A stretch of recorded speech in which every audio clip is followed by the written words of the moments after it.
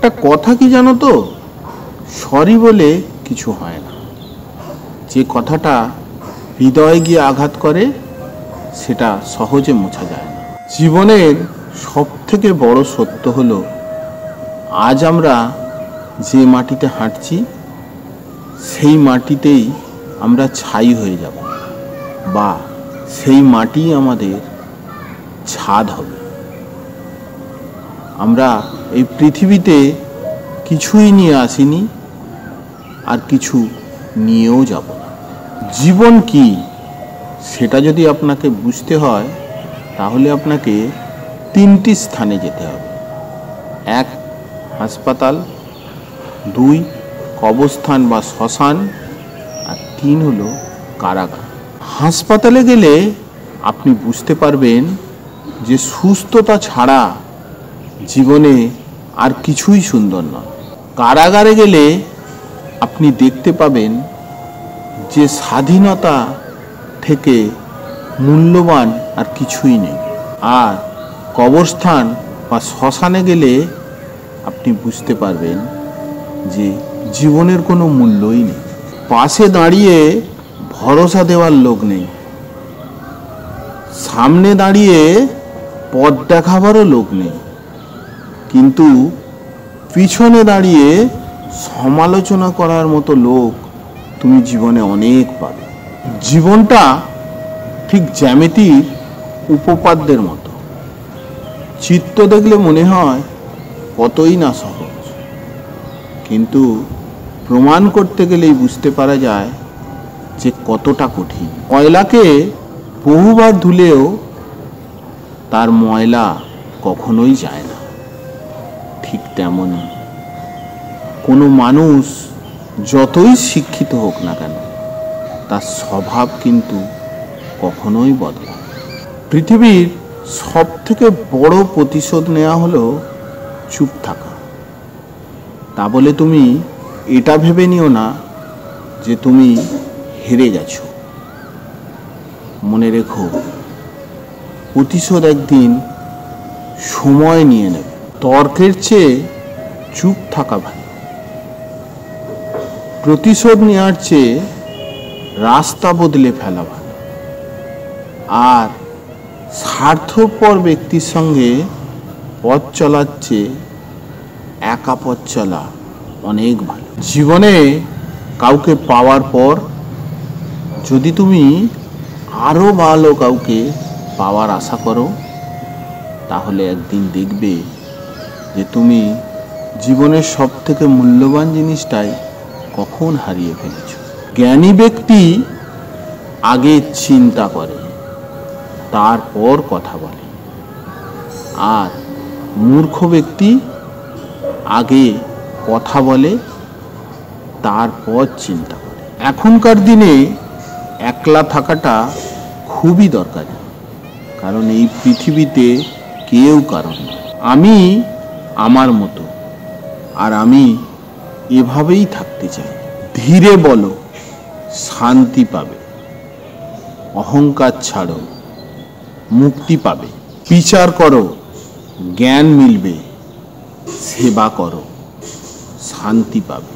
পৃথিবীতে প্রয়োজন ছাড়া কেউ কারোর আপন হয় না।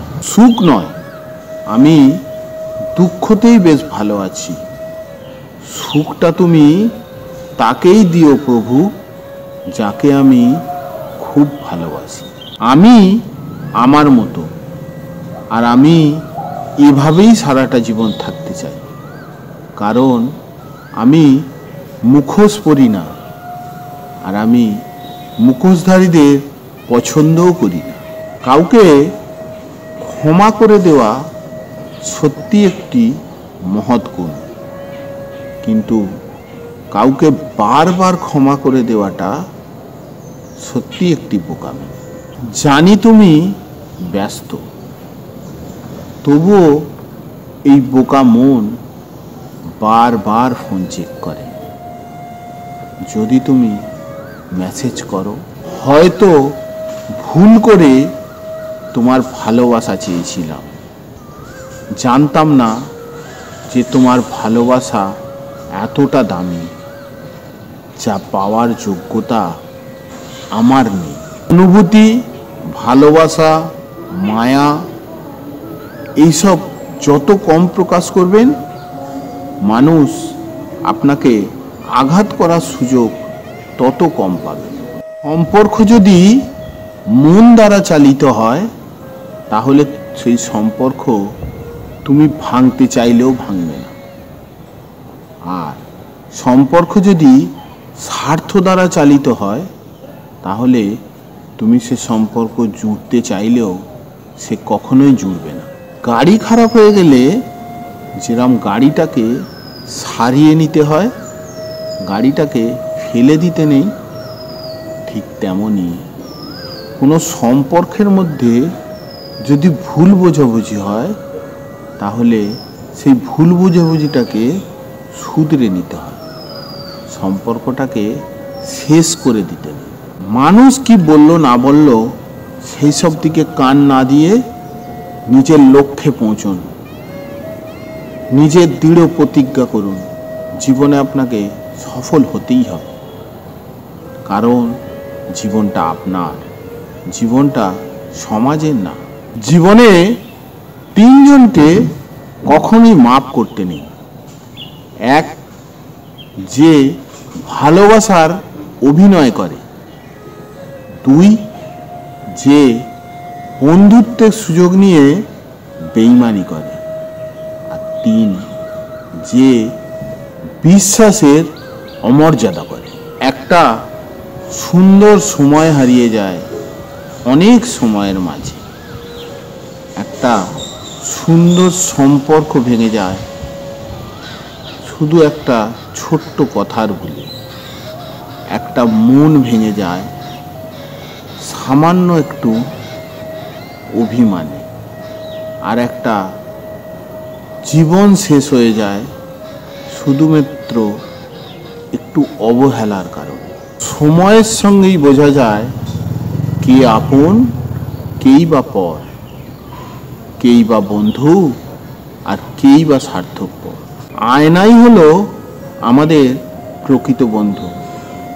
যার সামনে হাসলে সেও হাসে, আর কাঁদলে সেও কাঁদে।